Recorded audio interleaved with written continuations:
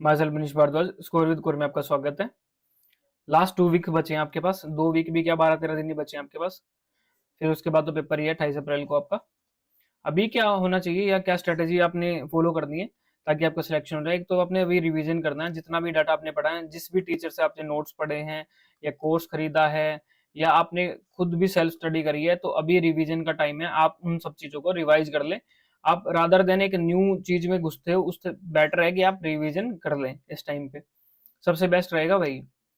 Smart अगर करना है अभी, कई बच्चे हैं जो मेरे को मैसेज करते हैं, सर केबीएस में 1 मार्क से रह गए, उस पेपर में 1 मार्क से रह गए, इस बार सिलेक्शन लेना है। तो सिलेक्शन लेना है ना, तो अभी ये चीजें फॉलो करनी है जो टॉपर बच्चे फॉलो करते हैं, वही आपने अभी करना है। आपने इस टाइम रिवीजन करना है रादर देन कि आप नई चीज में घुस रहे हो। ठीक है, किसी बच्चे ने ये पीडीएफ डाल दी एक बुक की, ये लो ये अरिहंत की बुक है, इसको पढ़ो, तो आप उसको पढ़ने घुस गए। आपने जो पहले पढ़ा था, किसी भी बुक का डाटा अलग नहीं होता है, सेम सा ही डाटा होता है। कोई ज्यादा डिफरेंस नहीं होता कि इस बुक से ये क्वेश्चन आया उससे वो है।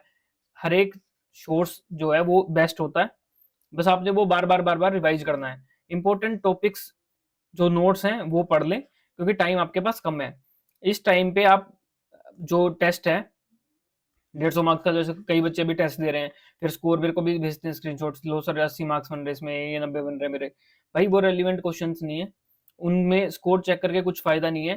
चंडीगढ़ के प्रीवियस ईयर किसी के पास है नहीं, तो आपको फायदा नहीं। आप कैसे जज कर सकते हो कि आपके 80 या 90 मार्क्स हैं तो आपको पेपर क्लियर हो ही जाएगा? क्योंकि बहुत डिफरेंट पेपर आ रहा है।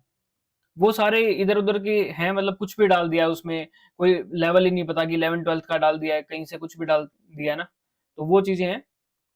ठीक है, तो उनमें अब एक थर्मोडाइनमिक्स, केमिस्ट्री में थर्मोडाइनमिक्स के लॉ पढ़े जा रहे हैं। थर्मोडाइनमिक्स 12th क्लास में आता है, तो उसको पढ़ने की क्या जरूरत है? वो जब आपके सिलेबस में है ही नहीं। या मैं आपको हुम्स रूल बताऊं, ऑफ-बाउ प्रिंसिपल बताऊं, केमिस्ट्री में 1s2 2s2, ये शेल ऐसा कर, ऑर्बिटल फिलिंग बताऊं, तो ये चीजें रेलिवेंट नहीं है। तो आप क्यों कर रहे हो उन सब चीजों को? ऐसे क्वेश्चन प्रैक्टिस क्यों कर रहे हो? वो रेलिवेंट डाटा है ही नहीं, वो आपको आना ही नहीं है। आप ठीक है, लेकिन जो आना है उसको कर लो आप।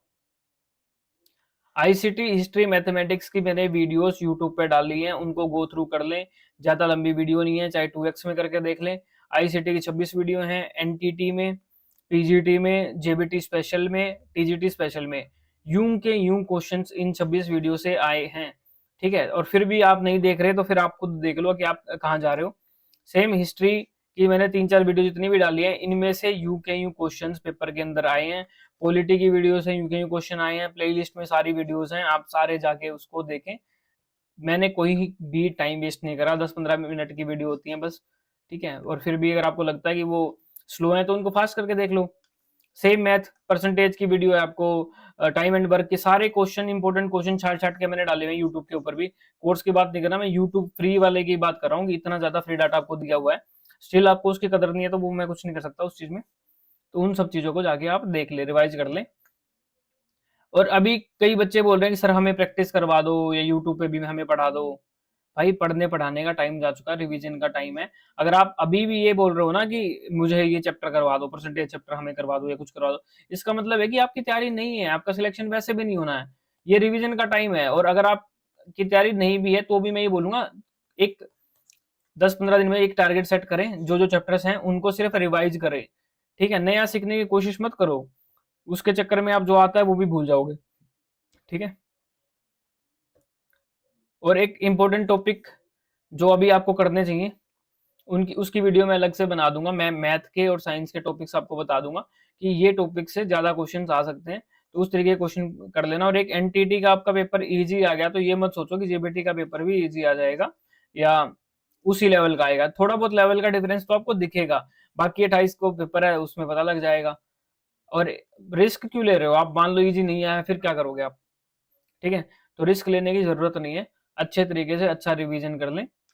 और मैंने बोला कि टेस्ट सीरीज आप अवॉइड कर दें, मतलब टाइमर वाली अवॉइड कर दें। वैसे टेस्ट सीरीज के क्वेश्चन आप अटेम्प्ट कर लें, टाइमर से अभी कोई लेना देना नहीं है। अगर आप मेरे ही टेस्ट सीरीज दे रहे हो, मतलब 70 मार्क्स की जो मैंने बना के दी है, मेरे वाले ही दे रहे हो, और आपकी वो 1 घंटे से ज्यादा में सोल्व हो रही है, 2 घंटे आप 1.5 घंटे में सोल्व कर रहे हो, तो उससे आप डिमोटिवेट हो जाओगे। तो बेटर है कि आप टाइमर अब ना लगाएं।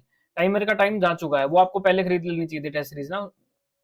अभी टाइमर का टाइम जा चुका है, अब आपने क्या करना है, अगर आप खरीद भी रहे हो, जैसे कल भी किसी बच्चे ने खरीदी है, तो ऐसा डेली खरीदते ही हैं। तो आपने अभी क्या करना है, टाइमर लगाने की बजाय आपने वो क्वेश्चन सोल्व करने हैं, उनको प्रैक्टिस करना है, क्योंकि वो क्वेश्चन आपको उसी टाइप के क्वेश्चन पेपर में देखने को मिलेंगे। मैंने हर एक क्वेश्चन छाट छाट के डाला हुआ है ताकि आपको कुछ बेनिफिट हो। ऐसे मैं कॉपी पेस्ट डाल देता जिनका कोई लेना देना नहीं है तो उसका फायदा नहीं है।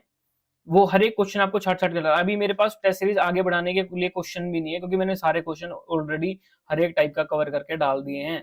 अभी बस मैं एक मैथ की वीडियो लेके आऊंगा, एनसीईआरटी की। एनसीईआरटी के मैथ के जो भी क्वेश्चन होंगे इंपॉर्टेंट, 20-30 क्वेश्चन जितने भी होंगे या 15-20 जितने भी होंगे, वैसे मैंने सारे कवर कर दिए कोर्स में। स्टिल मैं उनको प्रैक्टिस के लिए एक बार ले आऊंगा, या लास्ट मोमेंट पे आपने क्या पढ़ना है उसके लिए, ठीक है। तो अभी रिवाइज कर लो डाटा, जितना भी डाटा आपके पास है रिवाइज कर देना, स्मार्ट वर्क करो। जैसे जो बच्चे सिलेक्शन वाले लेने वाले होते हैं, टॉपर बच्चे, उनकी तरह आप स्ट्रेटेजी वो अपनानी है आपने, स्मार्ट वर्क वाली, रिवीजन वाली। वो सारा पढ़ पुढ़ के अब रिवाइज करने को बैठे हुए हैं, तो आपने भी अभी रिवीजन करना है, ठीक है।